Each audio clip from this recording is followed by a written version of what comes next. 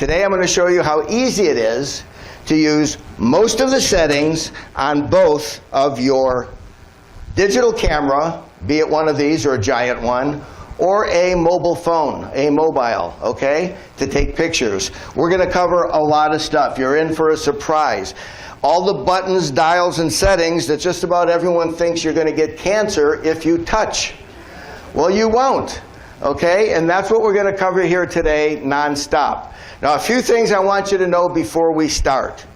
Don't forget your pins, okay? Every show that I do, and I'm doing 5 different shows on this cruise, every show that I do, there's a young lady in back with a big bucket of really pretty pins that you can get to put on your lanyards or on your jackets, whatever. You get enough pins, you can become the official boat anchor. Also, don't forget to see Nancy. Okay, Nancy is our ship naturalist and biologist. She'll be back on tomorrow upstairs. She is amazing. She covers everything ocean related. And lastly, before we begin, I want to tell you, don't miss my other shows. Now, obviously, we're here, so I don't have to tell you this is the digital camera and the cell or mobile device show. I'm also doing a food show for traveling foodies. I know everyone on the ship loves to eat. I'm going to be talking about all different types of food at different ports that we'll be visiting. I'll be talking about coffee, chocolate, honey, food trucks, beer, microbreweries, and a lot more. I'm doing an art show, which is one of my favorite shows. It's a scandalous, risque, sexy private lives behind the scenes of the famous artists that we all know, from French Impressionists to mid-20th century. When you see in the Fun Times Academy of Fun art, don't think it's the art department having an auction, okay? Because I don't sell anything. It is a fun show. I think you're really going to be surprised. I'm going to be doing a social media show where I teach you the ins and outs of social media, and better yet, how to know what your kids and grandkids are doing behind your back. That is a fun show also, I guarantee it. If you missed the 5th show, it's the history of celestial navigation. That was the first show I did a few days ago. I won't be repeating it. So you'll have to buy another Carnival cruise and just look up to make sure I'm on there so you get another funny show. Now, before we start, a little bit about myself and credentials, okay? People are always asking, what are his credentials? Is this stuff off the cuff? Has he been around the block a few times? Well, take a look up at the screen. As you can see, I've been around a little bit more than the block. This is not a bucket list. My wife in back there, Janae, and I have traveled the world for over 45 years. For about 35 years, we did third world countries, sleeping in jungles, rough stuff where there's no civilization. Really a lot of fun. Currently, I lecture all over the United States and internationally on Carnival Cruise Lines.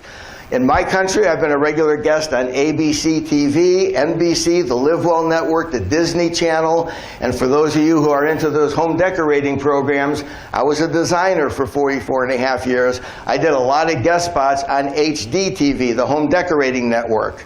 Now, I mentioned an art show earlier, credentials. I have been collecting fine art and antiques for over 50 years. I have loaned things to museums around the United States. I also own a private museum in California that I built to do fundraisers for charities. Antique automobiles and vintage caravans. Any guy in here or woman who wants to talk about antique cars and caravans and camping, just corner me. It's not tough to get me to talk even more than I do up here. I've been on various radio talk shows, newspapers, written book, the whole 9 yards. So yes, I have been around the block just a little bit more than a few times. So sit back. I think you're going to enjoy this show. Now that I told you all of that, okay, now that I told you all of that, and you know I've traveled for over 45 years, I think I can honestly tell you that I have taken some absolutely beautiful photographs. I can also tell you that I can top any one of you with horrible photographs that I've taken. I've taken some of the worst photographs you've ever seen. You see, photography is a learning process that most of us don't take the time to do, and it's relatively easy. Now, before I wrote this show, even though I've been taking pictures and had a lot of cameras over the years, I took a bunch of classes at my local community junior college, night classes, and they were great. If by no means was I any different than any of you, a novice photographer, which I still am. But the classes were simple and they were incredible. I'm still a hobbyist just like you, but I've graduated up a notch or two, and I want you to graduate up a notch or two. I found that it's a lot of fun getting better skills and practicing these skills. Now, I see a lot of you are married in here. Don't get carried away with practicing, okay?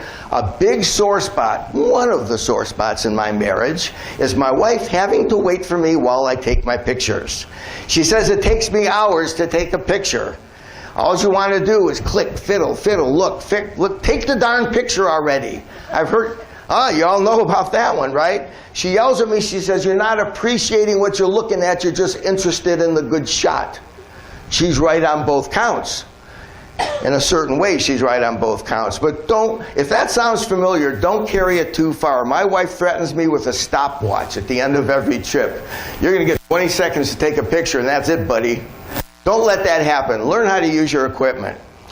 Now, although digital and cell or mobile, I'm going to keep saying cell phones during this here, but I'm talking about mobile phones, mobiles, okay?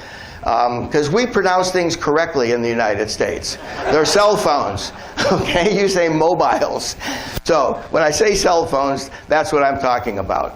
Now, although digital cameras and cell phones have advanced light years, the same old basic rules apply. Keep the camera steady.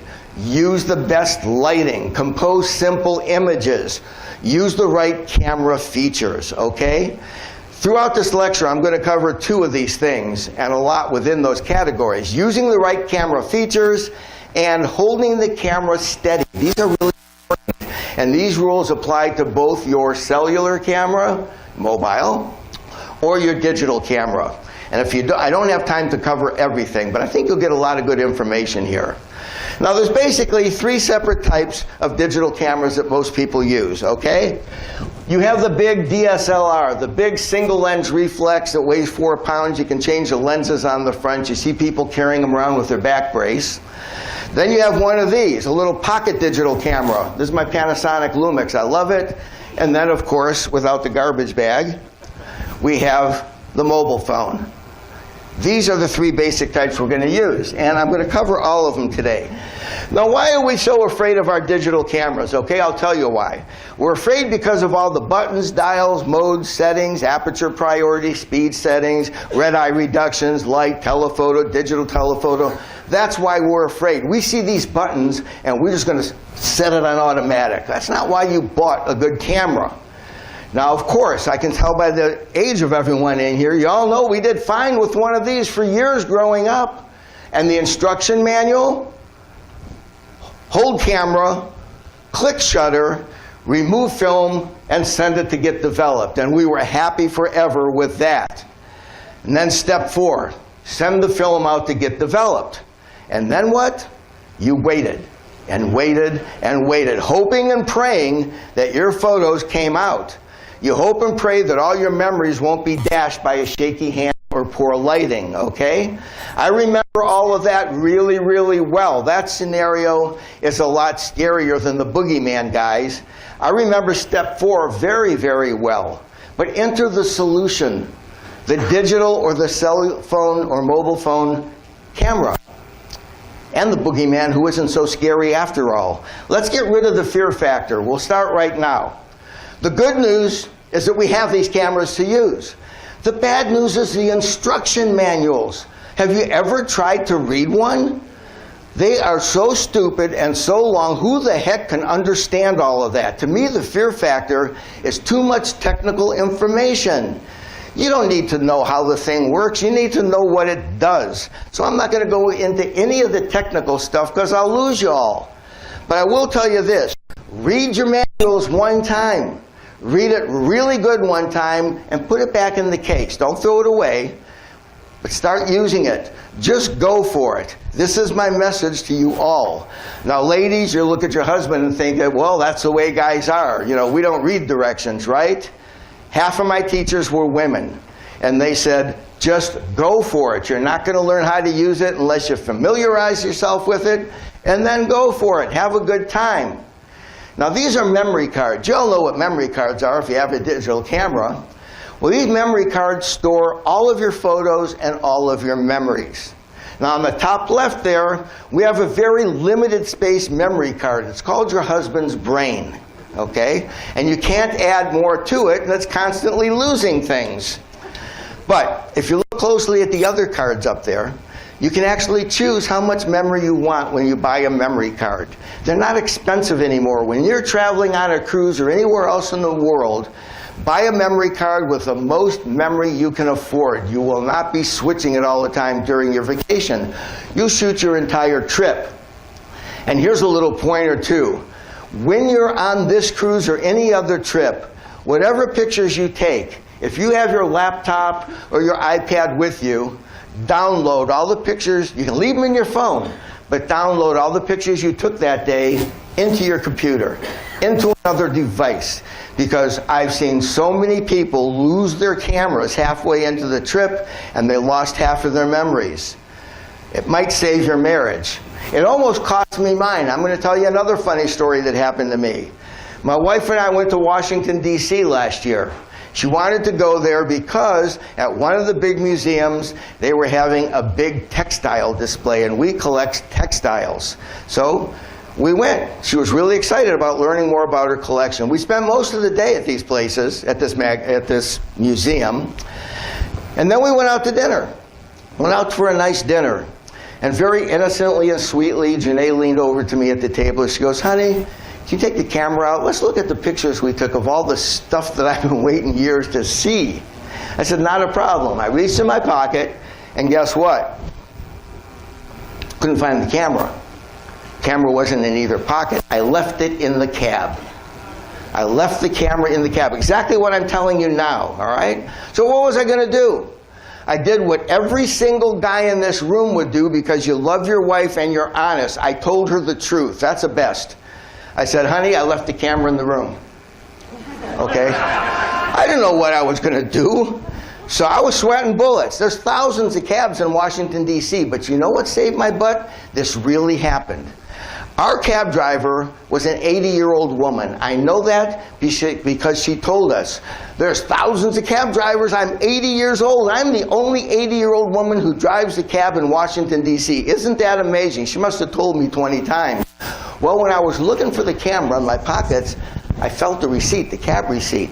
So I told Janae, "I got to go to the bathroom. I'll be right back." I went in the men's room and I called the cab company. And they put me on hold and came back to the phone and said, "Yeah, we just called her at home. She found your camera in the back of her cab. She'll meet you tomorrow. Give you your camera back." Only then did I go back to the table and confess to my wife exactly what happened to the camera and her photos. I got lucky that day, guys. And let me reflect on that a second. Isn't it sad that at our age, finding an 80-year-old female cab driver and our camera is what we consider getting lucky? That's really lame, okay? Now here's a little something that most people don't know. After your trip, you're going to go home and you are going to download all of your pictures onto your computer. We all do it. And because those memory cards, even though they're inexpensive, they do cost a lot. You want to reuse it. So you erase all the pictures off your memory card and you make it brand new again. Everyone does that. But think again, guys, because you're very, very wrong here. You may be getting all the pictures off that card, but there is a lot of noise and information on that card that you did not erase. It stays on there. Here I'm going to tell you to go back to that manual one time and find a thing in the directions that says formatting. Reformat the memory card. Because all you have to do is stick the memory card in the camera and hit reformat. It will not only erase all the pictures, even if there's none on there anymore, it'll erase all the other garbage that's left on there that may pop up and wreck your camera even later on in life. So reformat your card after every single trip and after you've transferred all your photos. Now let's get started with that wheel of fear on top of your camera. Fear not. This is actually the wheel of fortunate, not the wheel of fear. It's called the mode dial. or the menu dial. Different cameras, different things. This is your doorway to much better photographs. By learning just exactly where to set this mode dial, you can actually forget about most everything you've ever learned about photography, even in the class. This is because if you set the mode correctly, the camera will do everything else for you. That's a big plus of digital cameras. The various mode settings will automatically set the camera for things that you previously need a PhD for. Things like a light meter, 20 lenses, independent flash attachment, a 20-pound shoulder bag. Let me show you what I believe are some of the most important things you haven't got a clue how to use that you really need to. We're going to go over the most common settings on this dial. It's why you bought the camera in the first place. This is a common mistake so many people make when they buy a new digital camera. I am afraid to set all that stuff, so I'm just going to set that dial on A, automatic. And you get a lot of fairly decent pictures, but a lot of your pictures aren't coming out because A is not automatic. A is your aperture priority settings, which I'm going to get into a little later. If you've been getting good pictures there, you're lucky, okay? Go to your manual again. A couple times during this, I'm going to tell you, go to the manual. Find out what the real fully automatic setting is and set it there, okay? On my little camera, it's automatic AI, automatic intelligence. Here the camera, when you set it on automatic, the camera uses its own, whoops, excuse me, got a bad cord here.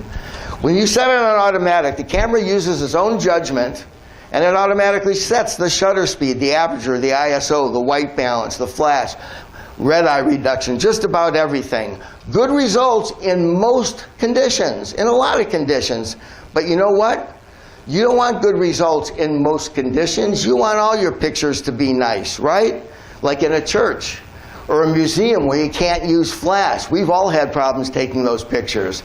I'm going to cover how to do that, and you're going to be really surprised. And if you're shooting with a mobile phone or a cell phone, 99% of what I'm going to cover here in digital cameras, we're going to cover in cell phones too. You're going to be really surprised. Now, it's important to understand that if you change just one mode, your camera will still set everything else automatically, so don't be afraid. Practice. You're not burning film here. You can just erase the stuff, all right? The camera will still focus, flash, and do everything else for you. Now, this is a setting that I guarantee you most people don't know how to use or even what it's for. When they accidentally push this button, you about have a heart attack and do everything you possibly can to get back to something you recognize. It's called white balance. White balance is the most important setting if you're going to be using a digital camera or a lot of the new cell phones too, okay? This mode allows you to adjust the camera for different lighting. For example, if you're shooting in this room, we got incandescent light in here, not sunlight, not rain, not a cloudy day, and lighting is different temperatures. That's why you get pinkish pictures or bluish pictures every once in a while, because you never set the white balance. We're going to do that. When you look around, even in here or outside, your eyes compensate for the lighting, your brain compensates, and everything looks perfect all the time, okay? Your camera can't do that instantly, perfectly, every single time, but you do have the option of setting it so that it is perfect. Now, there's a lot of different ways to get to the white balance settings, okay? On my little camera and on a lot of your cameras, you simply go to the mode or the menu and you find WB, which is white balance. AWB is automatic white balance. You can leave it there most of the time, okay? Now, if you scroll over to that white balance, it gives you this. You can change it from automatic to sun to a cloudy day to inside to incandescent light, fluorescent light, all these different settings. And as you scroll down, your screen color will change, and you'll come to one that looks exactly the way your eyeballs see it. I'm going to show you something really cool with the cell phone a little bit later. What I've done here is I'm going to give you a sample of why you want to do this and how it works. It's important. And this is the easiest way to do it. I want you all to go out on the ship and do this when you got nothing better to do on a sea day. I took 5 identical pictures. I sat down, took a picture in auto white balance, took a picture in sunlight, took a picture in fluorescent, took a picture in all of them. And you can see they all came out radically different because the lighting was set wrong for almost all of them. Here, I've taken 3 of those pictures out of that grouping to show you what happens, okay? In the center picture, I had it set to incandescent instead of daylight or shade because the room had incandescent lighting. Look at that center photo. Now, can you imagine how many almost pictures you've got by not setting the white balance right and getting just a tint of color the wrong way? Go out and take some pictures around the ship and play with your white balance, and the world is going to open up to you on taking way better quality photos. And do it with the flash off, because you will really see the difference, okay? Now this is the program mode. And when you set it on P, almost any digital camera, this is where you can set everything yourself. You have the option of setting everything, all right? For example, like taking photos in a church, a museum, or dark places where you can't use the flash. That was a big problem for me for a long time. Here, try this. Turn off the flash, and you can change the aperture, how much light is let in for the amount of light let into the photo. Remember, the camera's still doing everything else. On my little pocket camera, we don't even have to do that. And on your cameras, on your dial, you're going to find that little plus minus thing right there. That is your exposure control. If you're looking through your screen here and you hit that plus minus, you're going to see the picture that you're looking at you haven't taken yet get brighter and darker. And you can actually adjust it without a flash before you even take the picture. And it's very similar on all digital cameras. Okay? You slide it one way or you scroll one way, it's going to get lighter. You scroll the other way, it's going to get darker. Here I took 3 pictures in a church using that little plus minus deal. All right? Too light on the left, too dark on the right. But the center picture, I adjusted the lighting to look exactly like my eyes. I took the picture, and I got the good shot. Guess what? You can do a lot of things on a cell phone, and I'm going to show you some really cool stuff right now. I'm going to use the iPhone 6 as an example. A lot of you have Samsung and Samsung Galaxy phones. I'm going to cover that in a little while, okay? Take a look at your iPhone 6. Turn on the camera and turn the flash off. You're halfway there. That's how simple it is. Now I'm going to show you how to do something that most of you don't even know why it does it or why you want to do it, okay? Did you know, I'm sure you know, when you aim your cell phone, it focuses for you, but it's focusing on what it wants to focus on and what it thinks you want to focus on. Guess what? Hold up your iPhone. If you want to focus it on me, just touch the screen where I'm standing, and you just focus just on me. That's pretty neat. If you're going to take a bunch of pictures, like at a show, where everything is exactly the same distance from you, touch the screen and hold it. You just locked the focus. Everything that distance from you will be in focus from that point on. Bingo, touch the screen and that goes away. However, something better, something way better you can do. If you touch the screen, look at that little yellow square and the sun next to it. This is where you can adjust your exposure. No one ever has done this. Slide the sun up. You're going to see the picture getting brighter with no flash. Slide it down, you're going to see it get darker with no flash. You just increased your ability to take 1 billion more pictures on your trip in dark lighting situations, way better with no flash. That's why that is there. Don't be afraid to fiddle. Here's the same thing in a different church. I did it with my iPhone. I went in a different church and I adjusted the little plus minus thing as that little sun, sliding it up and down. Too light, too dark, the center picture, I got it right where I wanted it, took the picture, and it came out perfect. You're going to start taking a lot better pictures, guys. S, that's the shutter priority mode. This is where you control how fast the camera takes the photo, like shooting sport shots, moving subjects, okay? You ever notice they come out blurry? Go to shutter priority and just shoot at a faster speed, and you're going to stop the action. It's going to come out way better. I'm going to show you how to do this on a cell phone in a little while.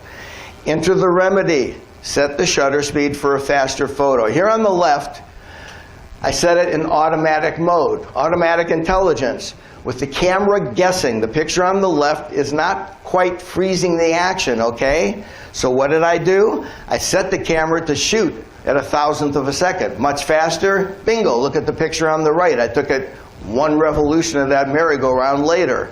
I froze the action, I captured the moment. How about doing the same thing with your cell phone? Now, again, with the Samsung phone, I'm going to show you how to do exactly the same thing. With an iPhone, you got to play a little bit, but you're going to love this. Don't be afraid to try things with your phone, all right? Tried to take the same shot with my iPhone, because it doesn't have as many settings as some of the other cellular phones. Couldn't do it until I did this. Try this, guys. Turn on your flash. You can't do it in here because nothing's moving. Turn on your flash. Make sure there's no one in front of you. And if you got a ball game, or you got a kid going around on a merry-go-round, make sure you're not going to knock anyone down. Hold your camera out. Focus at that distance one time, and when that kid's coming around, take a look and start moving with them. Okay? And when you click the shot, you're going to freeze the action of just him. Everything else in the background is going to be moving. You'll get that same great blurry shot with the subject not so blurry. So that's how you do it. Try doing weird things with your camera. You can start taking better pictures. And guess what else you can do with a cell camera and a mobile phone? You're gonna love this, okay? You're never gonna miss a split-second opportunity. It's called burst shooting, okay? You're gonna love this one. Burst shooting is where you set your camera to take multiple pictures at one time. You hold the exposure button down. It doesn't go click. It goes click, click, click, click, click, click, click, click, and it's taking a whole bunch of pictures at once. A lot of you have done that by accident with your cell phone. On my digital camera, it's really simple. On most all digital cameras, you go to your menu and you find this little box with all these squares behind it, and it'll let you set how many frames per second it will take. You'll never miss a good shot, okay? This is what happens. It took like what? 3, 6, 9, 12 pictures in about 3 seconds. One of those is going to catch exactly what you wanted. You can do that on a cell phone, especially an iPhone. There's nothing to set. You simply hold it up. You can do it with your iPhone right now. Touch the exposure button and don't let it go. You'll hear your camera going click, click, click, click, click, click, click, click, click. It's burst shooting. It's taking a whole bunch of pictures at one time. You'll get exactly the same thing when you put it on your computer, and then you pick out the one you want. It's that simple. You can capture the moment. This in the United States is one of the most famous photographs at a sporting event ever taken. This is when the San Francisco 49ers won the Super Bowl. And that's Dwight Clark, and the picture's titled The Catch. You can buy this picture at just about every sporting store. Now, do you think that the professional photographer followed him and just happened to be there when he caught the ball? No, he looked down, he saw the ball thrown, he saw Dwight Clark coming this way, so he held it at the goal post and pushed the button and never let go. Click, click, click, click, click, click, click, click, click, click, click.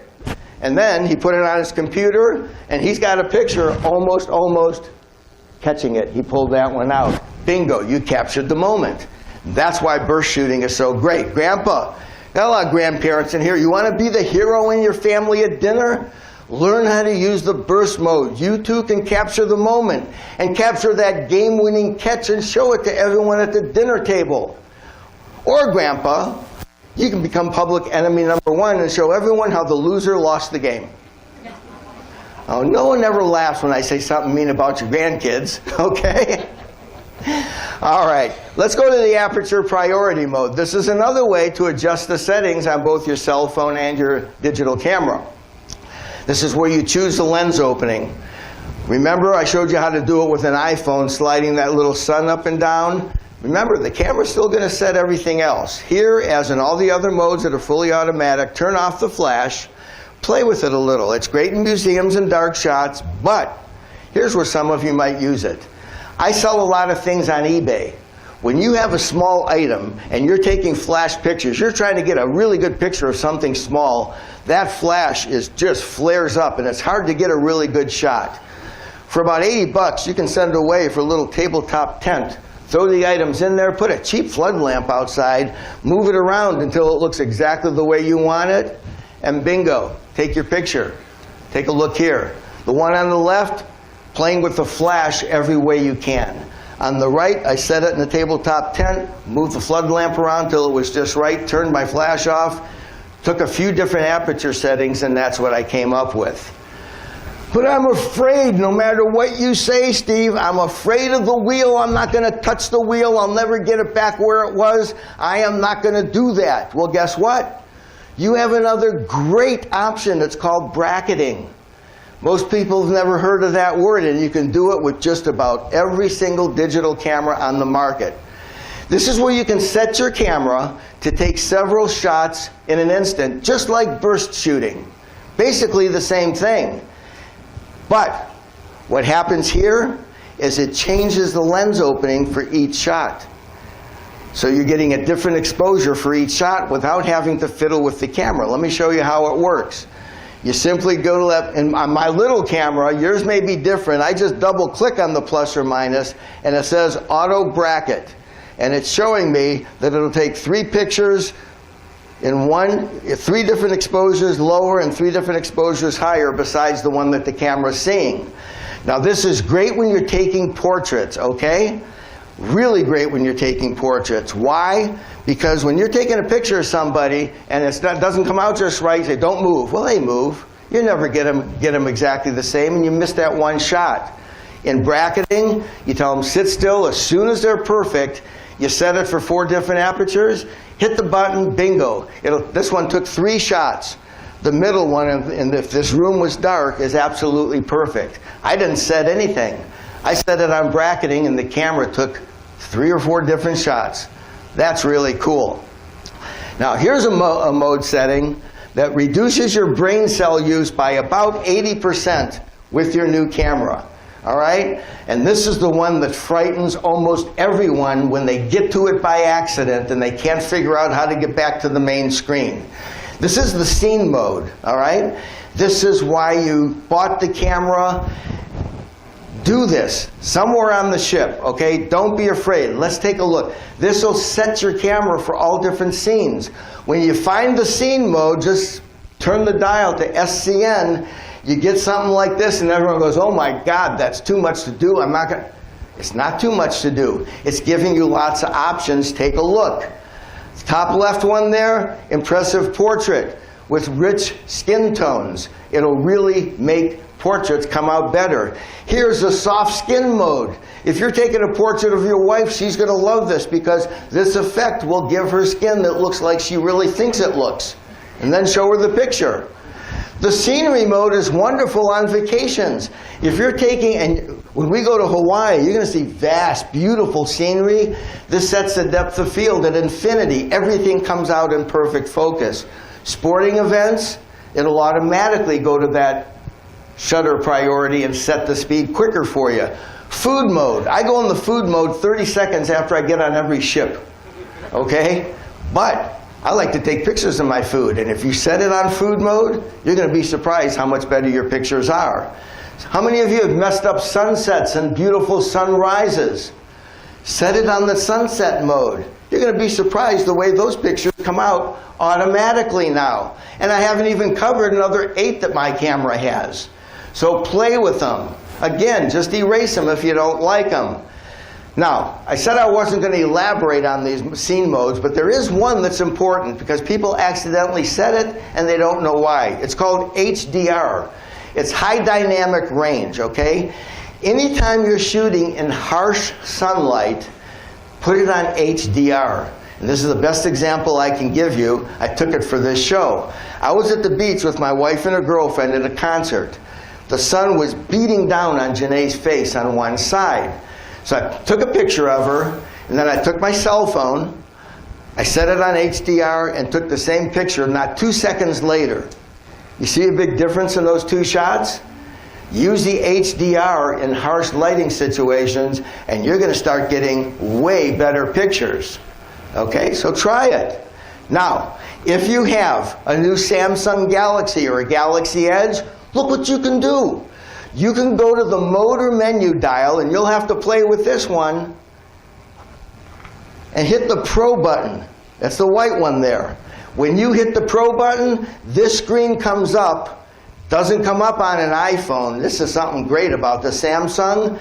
Every single thing that I talked about that you can do with an expensive digital SLR, you can do with the Samsung. You can set everything. Play with it. Don't be afraid. Let's talk about the panorama shot for a second. I see people taking panorama shots all the time. This is where you pan around. You get that beautiful shot like this here, right? You all take panorama shots. And how many of you do this? This is how you take them, right? You set your phone on panorama and you go like this. Is that the way you do them? Absolutely. Well, guess what? You're not getting very good shots. Because as you move like this, you're going like this. Everything here, you're changing the orientation of everything. And if you blow up some of those panorama shots, you're going to get something called noise, all right? You're going to get something like this when you blow them up. You may see it microscopically on your screen, on your camera, but that's called noise. There's a correct way to take panoramic pictures. You may not like this initially, guys, but you're going to be shocked when you do it, all right? Digital camera or cell phone. Set it on panorama. You're going to start over here, hold the phone like this, push the button, and spin the phone on its own axis. You are much less likely to be doing this as you go around. You're not changing the orientation of everything to get this kind of stuff, and your panoramic shots will come out absolutely perfect. And if you think you're going to misjudge pushing the button, take your panoramic shot way past where you want to take it and just shake your phone. Turns it off. All right, so that's a little trick that you can practice, and believe me, you will be an expert at it, and you will have killer panoramic shots. You will go to this from this. I took those two pictures 10 seconds apart from each other. Pretty easy. Now, I'm still nervous. I still make mistakes. What can I do? Well, people don't look on the screen and read. In a digital camera and your cell phone, when you're taking a panoramic picture, this line with the arrow shows up. And it tells you, hold the camera up. Don't move so fast. It tells you everything to do while you're taking it. If you pay attention to that and you learn to use it, your shots are going to come out great. You ever wonder how they take great shots of office buildings and things like that? Even with a cell phone, do things that they say that won't work. Take it and hold it down here and take a panoramic this way or this way, all different kinds of ways. You're going to get some pretty cool shots. All right. Now, taking good focused photos requires a steady hand or two. And I'm going to give you some pointers how to hold your camera steady, because that will really increase the quality of your photos, okay? Number one, any size camera, even your cell phone, if you lock your elbows at your side, you're almost a 6-foot-tall, 100-pound tripod. It's going to stay a lot better than holding it out here. So lock your elbows at your side. You'll reduce your camera shaking quite a bit, okay? When you do this, people can't understand why a lot of the pictures come out blurry. Because when they take the picture, they look like this here. Click. They push the button. Click. Well, the camera's moving. They're going to come out blurry. Squeeze it, okay? Shutter release, squeeze. That's all you got to do. If you concentrate on that, your pictures will come out way, way better. No dipping, no slipping.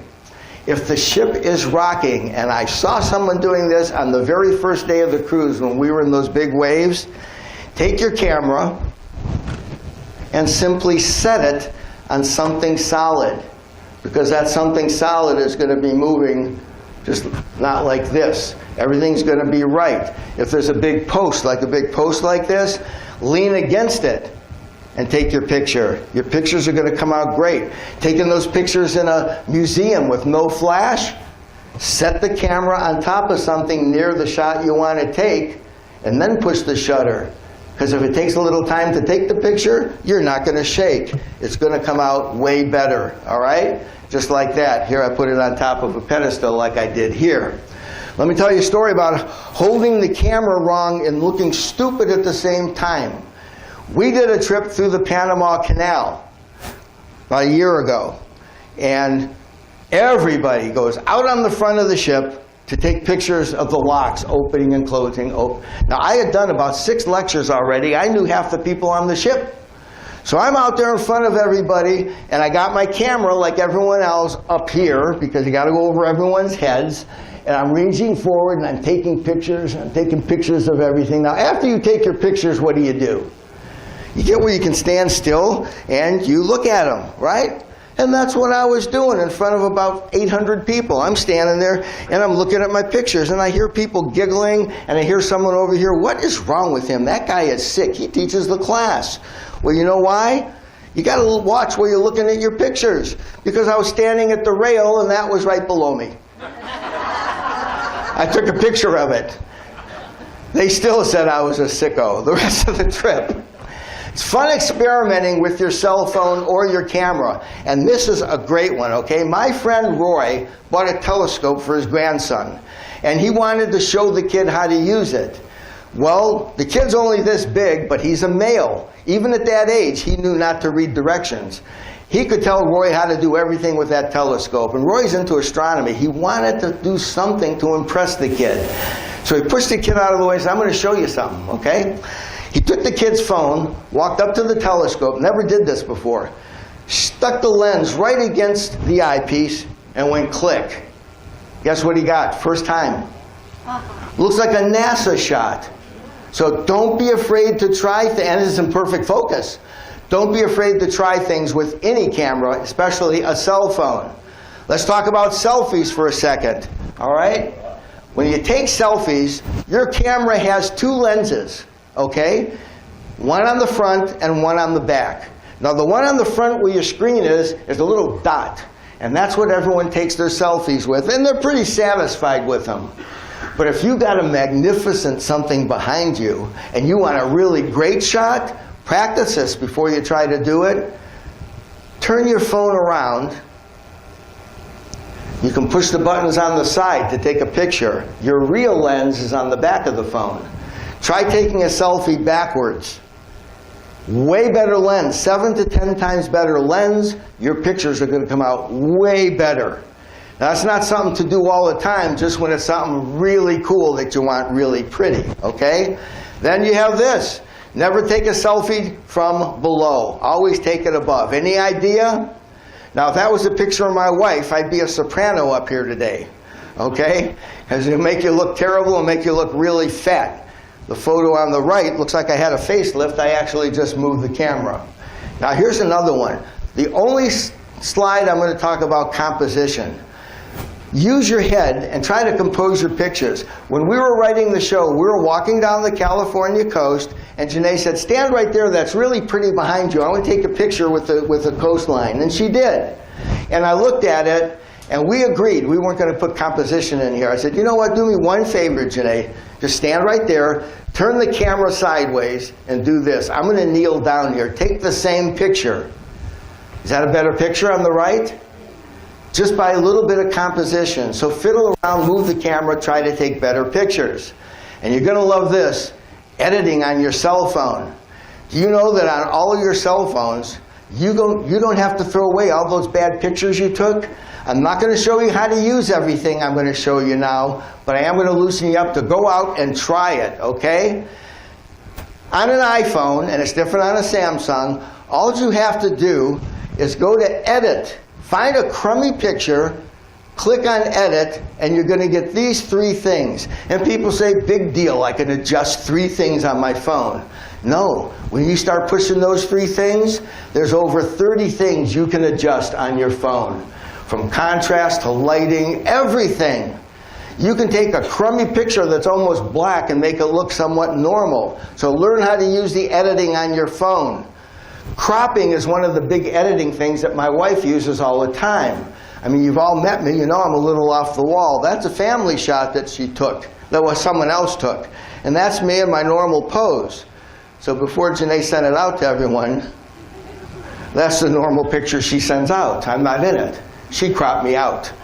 All right? Now, before I close, I want to tell you about a new camera. It's not so new anymore, but it's really cool. It's called the GoPro. Y'all know what a GoPro is, right?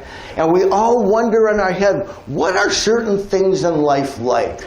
And I always wondered, what do things look like for my dog? So I strapped the GoPro on her back, okay? I strapped the GoPro on Popeye's back, and I sent her out. And this is a dog's view.